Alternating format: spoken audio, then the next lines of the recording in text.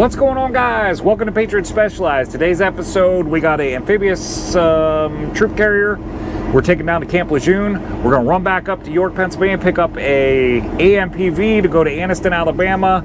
We are going to run in some interesting situations with my truck. It has not been my friend this week, so stick around. We'll be right back.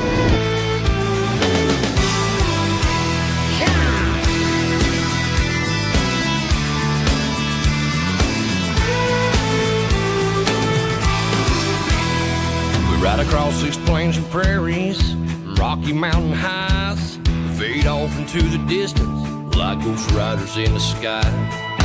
Black smoke and white line, steel horses side by side. It's more than just a living, y'all. Hell, it's our way of life. We're the last of the cowboys, the giddy up gone boys. 18 wheels on the concrete, it's a slow and dying breed, rolling like Jesse James. Modern day outlaw game. If you're out here riding with me, come on back and make some noise. We're the last of the cowboys. All right, guys, so real quick, I wanted to touch on what was going on last week. When you saw the last episode, you saw me running with Mr. Adler. We both had the amphibious units on going to Camp Lejeune. There was some question about whether he could haul that thing, and I scaled it for him. You guys saw that in the last episode. Now, the reason why he could scale that thing, even though it was 62,000 pounds, Gary actually, with his empty weight, that load would have had to been about 53,000 pounds in order for him to qualify for a standard Virginia permit. So what we did there, that doesn't mean he can't haul it. That just means that the weight is too great. They'll only give him 108,000 pounds on 6 axles for a standard Virginia overweight permit. Again, it doesn't mean he can't haul it. It just means that any additional weight that he needs to go into what they call superload status. Now, superload status, Virginia likes to require 3 to 5 business days to issue that permit. It doesn't always take 3 to 5. In fact, in Gary's case, it took about 2 hours to get it. It just means that they want that because it depends on how heavy it is. They got to go in bridge reviews, and there's a lot of different what do you want to call it? Offices, I guess, that particular application has to go through in order to find out if you can haul that much weight on those roads, on the specific roads you're asking for. Now, Gary's situation, he was only asking for 10,000 pounds more. He needed to gross 118 in order to be able to haul it. He asked for 10,000 pounds. He got that permit super fast. So that is why Gary was still able to haul it, even though he was over what the 44,000 pounds or the 108,000 pounds gross that Virginia will give him. All the other states he was fine in, Virginia was a problem in that particular case. So I wanted to clarify that from last week. So on to this week. Monday morning I went to York, and I picked up another Camp Lejeune. I ran it down, and guys, I apologize. I was absolutely terrible. This week I've just been absolutely terrible, and you're gonna learn why here in a little bit. But I've just been terrible about filming this week. But I didn't get any film at all at pickup or delivery on that particular load, but we did get that thing picked up, got it delivered Tuesday morning. Then we ended up bouncing our butt right back up to York because we had an Anniston, Alabama that we had to load at 8 o'clock in the morning on Wednesday. And that's a load that we ran yesterday again. I didn't get any film while I was running. I meant to get out and talk about the securement and all that stuff, and I didn't get any film, and you're going to see why here in a second. But this was you know, that is what it is. I don't know what to say. But we got that thing picked up on Wednesday morning and took off from York, and we were headed to Anniston, Alabama.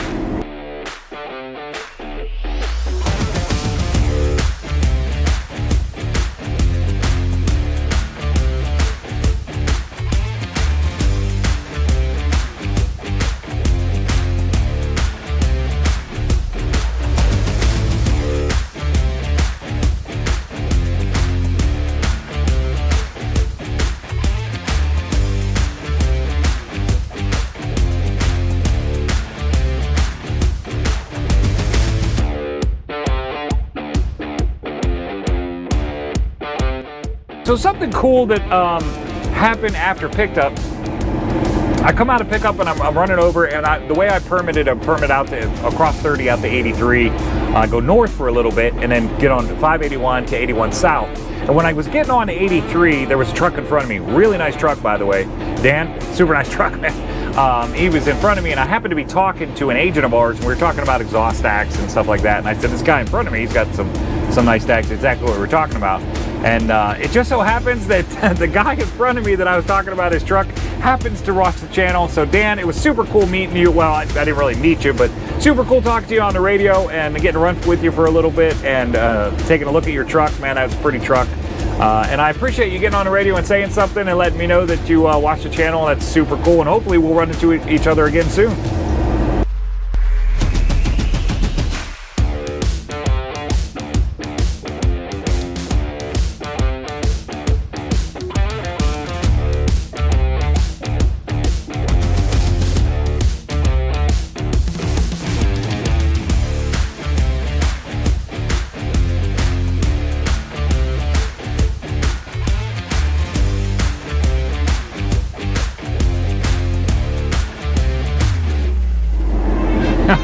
Now, this afternoon, while I was trucking there, this is when things started going bad.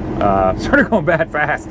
So what is going on there, you're going to see here in a second, is I lost my air conditioning in the truck. Now, again, if you're from the north right now, you're probably like, man, what is this dude talking about with air conditioning? Like, what is he? Is he smoking crack? Like, what does he need air conditioning for? Well, it is 85 degrees in Tennessee, Georgia, Alabama. It's pretty warm. And the measurement that I took of the thermometer inside my truck while I was trucking was 92 degrees. So it was pretty warm inside this truck, and it was making my life pretty dang miserable. All right, so we're gonna see what we can do here. I found the leak, and I'm gonna see if I can't do a little bit of like stuff some crap in there and try to at least slow this thing down from losing the I put in it. But this is not great, not my favorite time. So here we go. Let's do it.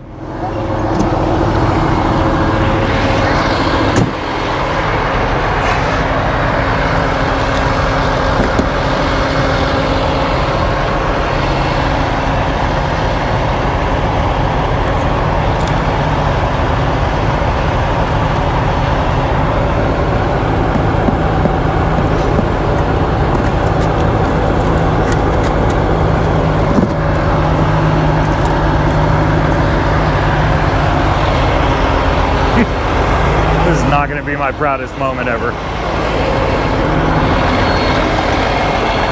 Probably should shut this truck off in order to do the first part of this here.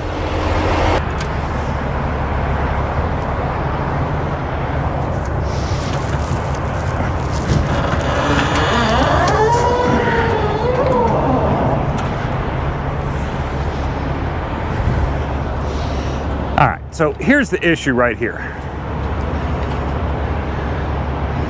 This is our condenser, or our compressor, air conditioning compressor right here. This line right here drops down in, and it is seeping out around it. You can see all that green right there. That's from the bottle I put in, show me where the leak was. So it's seeping out from around that fitting right there. And I filled it up last night, and I got about 14 hours or so of air conditioning out of it. And it seems to be getting worse. I don't know.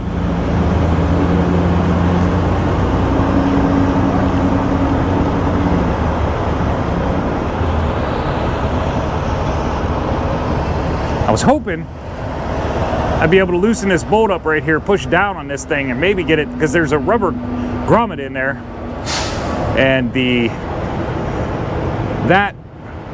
that rubber is failing. I'm guessing that's what's happening here. Either that or that thing's got a crack in it, but we're gonna see what happens.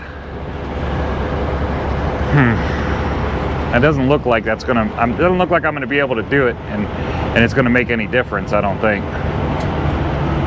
Maybe. We're going to try it though. And somebody backs in right next to me. Whole entire parking lot of places to park. This guy parks right next to me.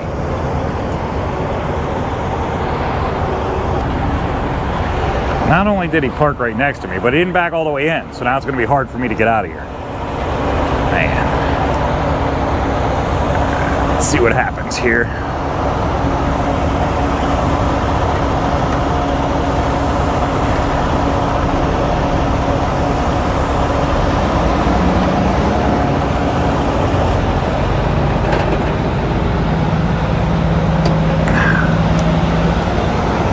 Nope, that doesn't appear to make any difference at all.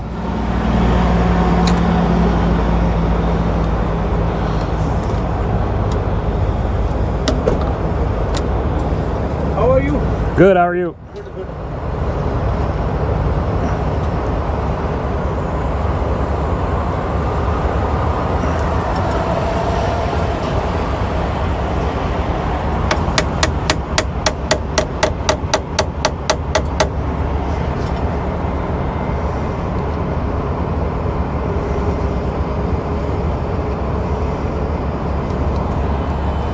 Man, should have brought my wrenches out here.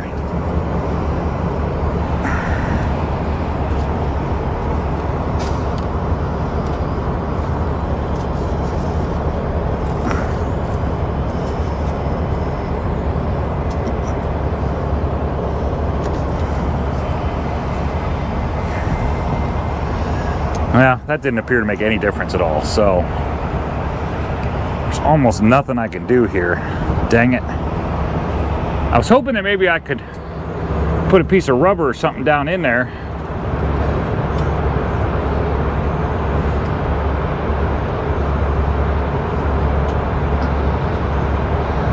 Huh. I wiggle it and it stops.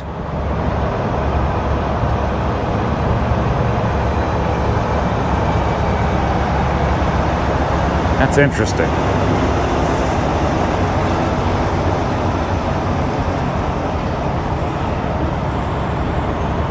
Well, let's fill this thing up and see what happens. I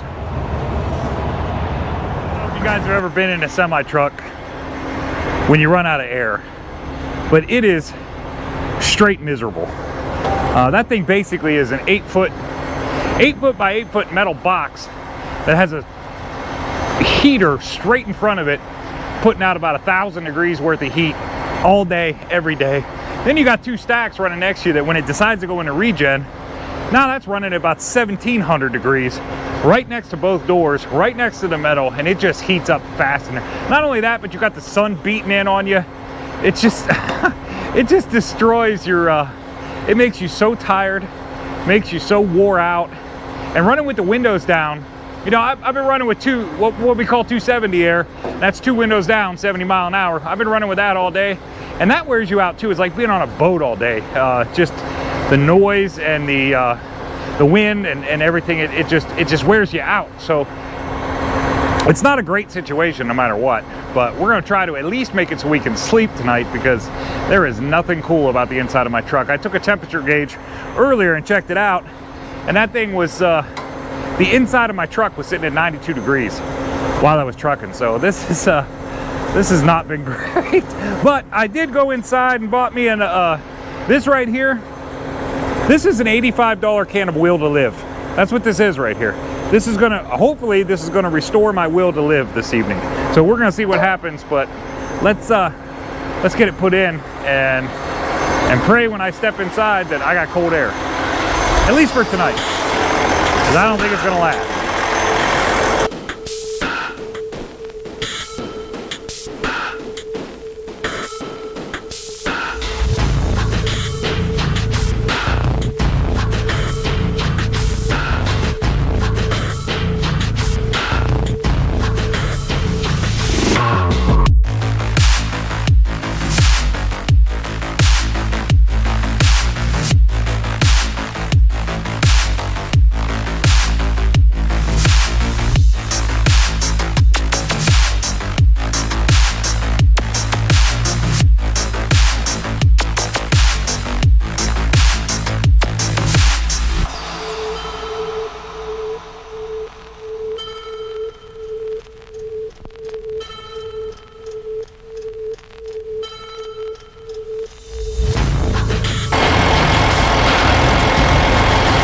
showing.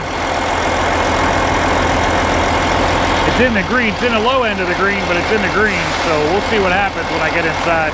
Can's just about empty.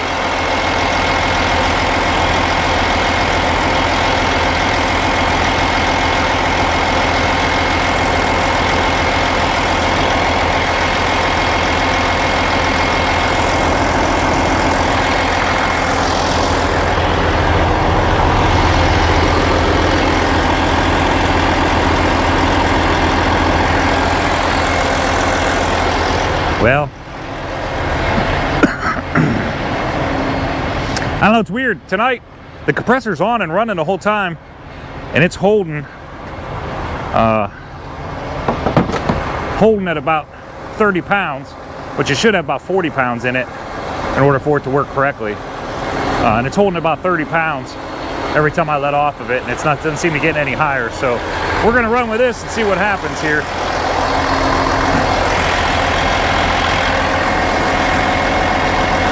It's definitely still leaking.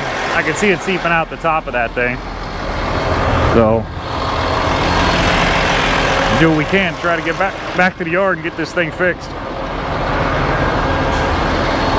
I talked to Eric last night about it, and he's just gonna, I think we're just gonna order a whole new compressor and line for it, because we're not sure which one's causing the problem. But this is the second time we put this line on or had a problem right at this joint. So we're thinking maybe the compressor is not accepting that O-ring the right way and causing it to leak like this. So the best thing to do is just replace everything, I guess. Let's see, get this hood closed and we'll see what's going on inside.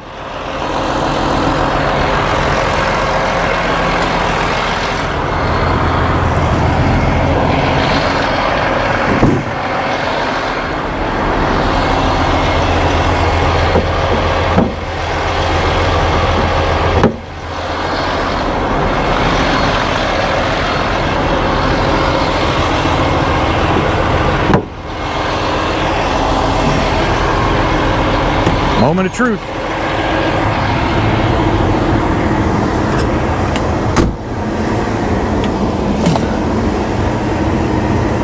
And we have cold air.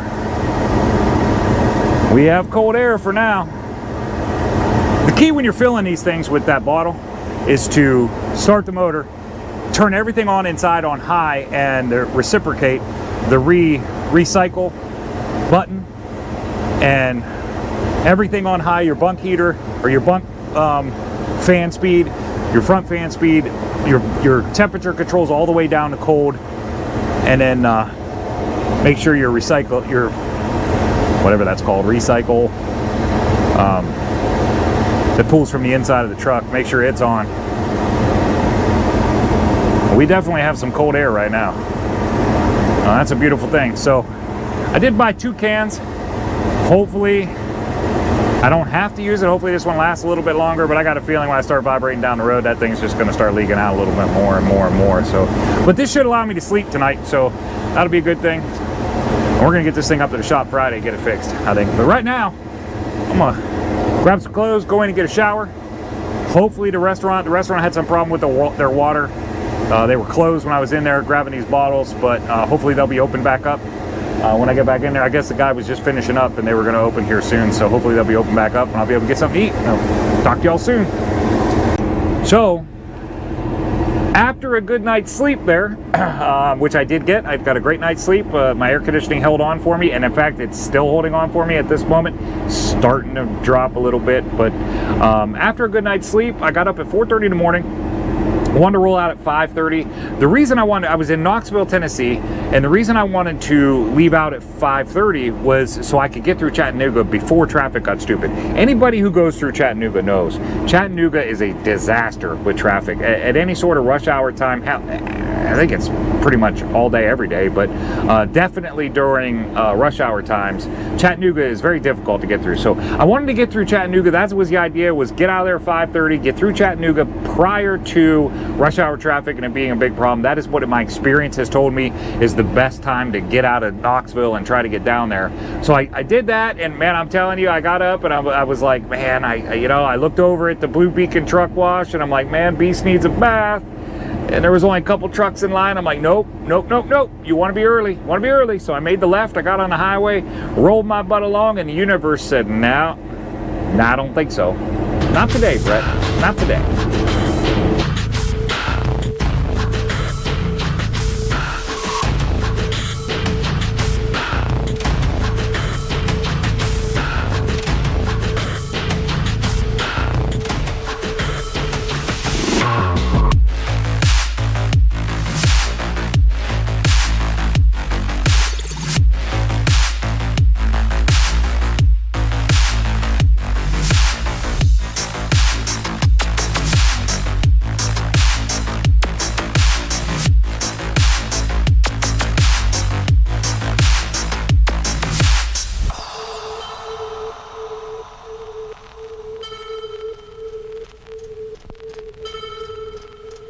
So I ran into what turned out to be, it was a 25-mile backup. It was about 45 minutes that we were sitting in that traffic, and it turned out to be one truck on the side of the road that broke a tie rod, and his wheel was sitting sideways. That's it. He wasn't even in the road. Wasn't in the roadway. He was just off to the side of the road. Clearly, that's where he ended up by the way he was sitting and the way his truck was. So I don't at all understand what the problem was. Maybe they had the road shut down or something, but that just absolutely killed any purpose of me leaving early this morning, which is something, unfortunately, that we deal with almost on a daily basis in trucking. These road conditions and other drivers and these things affect us in a pretty big way. The good part about that accident being there was all the traffic was behind me in the accident. They were all bunched up back there, so when we got past the accident, we were rolling pretty good, rolled right through Chattanooga, and everything went really smooth there. Got down to Anniston, Alabama to get ourselves an unload. You're going to see that in here 1 second.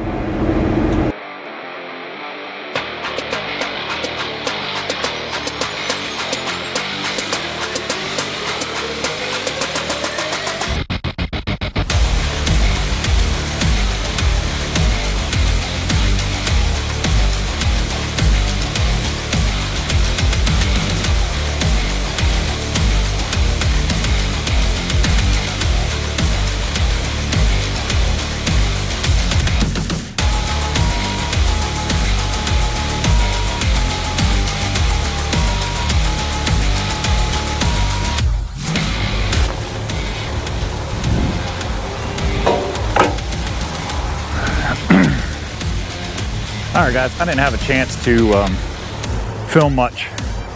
I didn't stop and film. I'll show you guys the load. So here it is, obviously sitting on the trailer. We are at delivery right now, and placement on this thing, I took it all the way to about a foot back. 62,000 pounds, 63,000 pounds, what it weighs, somewhere in there.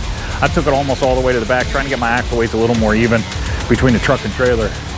But securement, I did the same old thing I always do. Same thing you've seen on the amphibious ones that I just did. You saw that. So pretty simple, pretty basic. Same old, really. We're gonna get this thing unchained. They're gonna come out and take it off, and we're gonna get out of here. It looks like because of the air conditioning situation, and I got some tires that two of my big tires that are ready to be replaced. So I think I'm just gonna bounce back up. Probably maybe to Gent, Kentucky, and pick up a coil and take it up to Cleveland. I don't know. I might just bounce all the way up. I don't know yet, but we're gonna see what happens. So here we go. Get this thing unchained.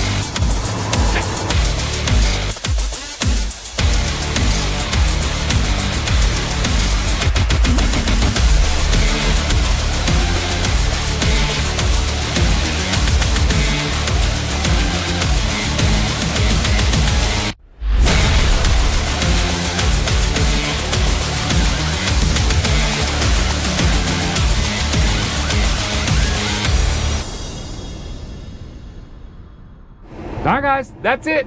We got it unloaded. Now, what we're doing here, because of the truck situation, not only is the air conditioning a problem, and I'd like to get it fixed, I have two tires that are two of the big tires. The pusher axle and my front steers, they're the 4 1/4, 425 tires, the big monster tires. These tires are super expensive, and nobody stocks these things. So we have two at the shop, and I have two that are definitely nearing a violation. So my thought was, okay, let's get this air fixed, let's get them tires put on before they become a violation and get that all handled. So we are bouncing back up to Glendale. Well, I'm in Glendale, Kentucky right now, but we're bouncing up to Gent, Kentucky. We're going to snatch up a coil that goes up to Cleveland.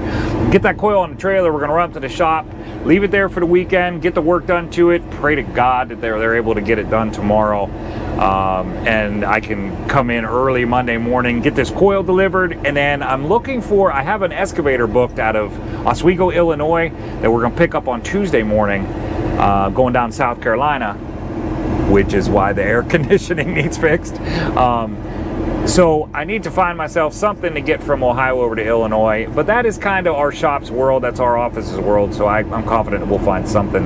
Get me over there and make a little bit of money. That's what this coil was too, was just make a little bit more money for this week, help pay for the fuel of running up here. So that's it, that's what I got on this one, guys. Stay tuned on the next one. We're gonna pick up a coil, I'll probably film that and show you that. Then we're gonna run up to the shop, and I'll probably talk a little bit while we're at the shop and getting this thing fixed, and I won't be there personally. I'm gonna drop this thing off, talk to them for a minute, and I'm gonna carry my butt on home and enjoy my weekend while the truck's getting fixed, and then we'll be back at it on Monday morning. So thanks for tuning in today. If this is your first episode and you like what you see, hit that like button. If you want to see more, consider subscribing to the channel. I appreciate that. For all the veterans out there, you guys know the story. I've said it a million times. I appreciate you guys coming back. You're the reason these videos keep coming. And remember to like, comment, share. Sharing is pretty important here. Comment also helps the channel out quite a bit. So I try to respond to everybody's comments. I'm pretty good at it, but give me some time. It might take me a couple days to get back to you.